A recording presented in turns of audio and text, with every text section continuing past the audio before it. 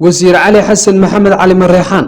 ayaa dhammaanba fursadihii shaqo ee ka jiray wasaaradda biyaha waxa uu kooto ugu xidhay xubno ka soo jeeda beeshiisa bariga burco fursado shaqo oo ka soo baxay hay'ado la shaqeeya wasaaradda biyaha oo ay ka mid yihiin Banka Adduunka, UNICEF, UNDP, Acacia Organization, GIZ, Save the Children iyo FAO ayaa wasiirku waxa uu kooto ugu xidhay xubno ka soo jeeda beeshiisa oo sidoo kalena xilal ka haya wasaaradda biyaha sidoo kalena wasiir cali mareexaan waxa uu kooto ugu xidhay beeshiisa fursadihii shaqo ee ka jiray gobolada Togdheer iyo Saaxil xubnaha xilalka ka haya wasaaraddiisa ee uu ka shaqaaleysiiyay hay'adahan kala duwan ayaanay ku jiraan Cabdilaahi Axmed Aadan oo ah agaasimaha ceelasha ee wasaaradda biyaha waxa uu ka shaqaaleysiiyay mashruuc Banka Adduunka uu wado kaas oo uga dhigay la taliyo dhinaca farsamada ah Umar Jaamac Umar oo loo yaqaan Bongo waa agaasimaha qorsheynta wasaaradda biyaha sidoo kalena waxa uu Bangiga Adduunka ka yahay isku xidhaha mashaariicda biyaha ee Bangiga Adduunku maalgelinayo Muuse Ismaaciil waxa uu la taliye ka yahay wasaaradda biyaha sidoo kalena Bangiga Adduunka ayaa looga dhigay madaxa xafiiska maaliyadda ee mashaariicda Bangiga Adduunka Maxamed Xasan Olol waa agaasime ku xigeenka maamulka iyo lacagta ee wasaaradda biyaha sidoo kale waxa laga dhigay injineerka howlgala mashaariicda uu fulinayo Bangiga Adduunka Faadumo waa xoghaynta agaasimaha qorsheynta ee wasaaradda biyaha sidoo kalena waxa laga howlgeliyay xafiiska mashaariicda ee Banka Adduunka dhammaantoodna waxay ka soo jeedaan deegaanka wasiirka wasaaradda biyaha Cali Xasan Maxamed Cali Mareexaan sidoo kale wasiir Cali Mareexaan waxa uu hay'adda UNICEF ku ataagereeyay qayb ka mid ah agaasimo waaxeedyada wasaaradda biyaha si ay u helaan gunno ay bixinaysay hay'addaasi waxaana dadkan ka mid ah Cabdilaahi Axmed Aadan oo ah agaasimaha ceelasha ee wasaaradda biyaha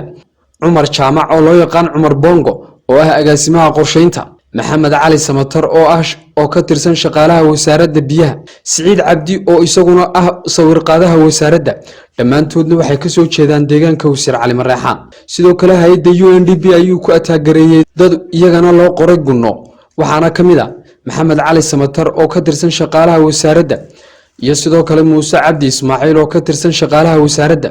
hay'adda Acacia Organization ayuu sidoo kale dad gaar ah ku ataagereeyay si ay u helaan gunno dheeraad ah waxaana ka mid ah Mukhtaar Axmed Maxamed oo loo yaqaan Xambaali waxa uu ka tirsan yahay shaqaalaha wasaaradda biyaha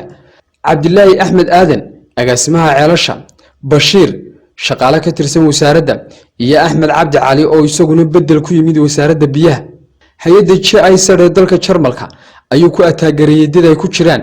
Umar Jaamac Umar Bongo agaasimaha qorsheynta iyo Cali Axmed Melow oo ka tirsan shaqaalaha wasaaradda hay'adda Save the Children ayuu sidoo kale dad gaar ah ku ataagereeyay si ay u helaan gunno waxaana ka mid ah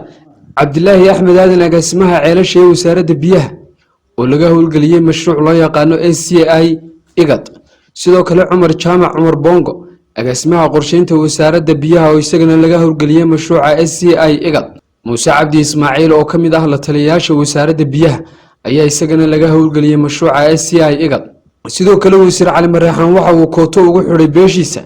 fursadihii waxbarasho ee wasaaraddaasi helaysay Ismaaciil Cali Tarabi oo ka mid ah shaqaalaha wasaaradda ayaanu ku qoray scholarship-ka ay Taiwan bixinaysay sidoo kalena wasiir Cali Mareexaan waxa uu kooto ugu xidhay beeshiisa fursadihii shaqo ee ka jiray gobolada Togdheer iyo Saaxil dadka uu ka shaqaaleysiiyayna waxa ka mid ah Rashiid Faarax oo uu ka dhigay isuduwaha wasaaradda ee gobolka Togdheer sidoo kale Sakariye ayuu ka dhigay maareeyaha wakaaladda biyaha Burco sidoo kale Ibrahim ayuu ka dhigay isuduwaha wasaaradda biyaha ee gobolka Saaxil sidoo kalena wasiir Cali Mareexaan waxa uu beeshiisa kooto ugu xidhay fursadihii shaqo ee ka soo baxay hay'adda FAO Muuse Cabdi Ismaaciil oo ka mid ah la taliyayaasha wasaaradda ayaa sidoo kalena waxa uu ku ataagereeyay hay'adda FAO sidoo kale la taliyayaasha ka soo jeeda deegaankiisa ee wasiir Cali Mareexaan magacaabay isla markaana gunnada looga qoray wasaaradda biyaha ayaa waxa ka mid ah Maxamed Colaad oo ka tirsan shaqaalaha wasaaradda maalgashiga kaas oo wasiir Cali Mareexaan la taliye uga dhigay wakaaladda Burco Abu Rujaa Xaaji Maxamuud waa la taliyaha dhinaca shuruucda ee wasaaradda biyaha Jaamac Cabdilaahi Bin waa la taliye ka tirsan wasaaradda biyaha Ardiriya Gas waa la taliye ka howlgala wasaaradda biyaha sidoo kalena waa shaqaale ka tirsan wasaaradda qorsheynta qaranka Muuse Cabdi Ismaaciil waa la taliye arrimaha wakaaladaha u qaabilsan wasaaradda biyaha dhammaanba xubnahan uu wasiir Cali Mareexaan u magacaabay la taliyayaasha ayaa waxay ka soo jeedaan deegaankiisa iyaga oo ka howlgalaya wasaaradda biyaha isla markaana qaarkood ay shaqaale ka yihiin wasaaradaha kale ee dalka daawadayaal intan waa qayb ka mid ah fursadaha shaqo ee ka jiray wasaaradda biyaha ee uu Cali Mareexaan kooto ugu xidhay deegaankiisa waxaana idinla wadaagi doonaa barnaamijyo kale oo ku saabsan musuqmaasuq iyo sidoo kale tallaabooyin guracan oo ku kacayo wasiirka wasaaradda biyaha Cali Xasan Maxamed Cali Mareexaan.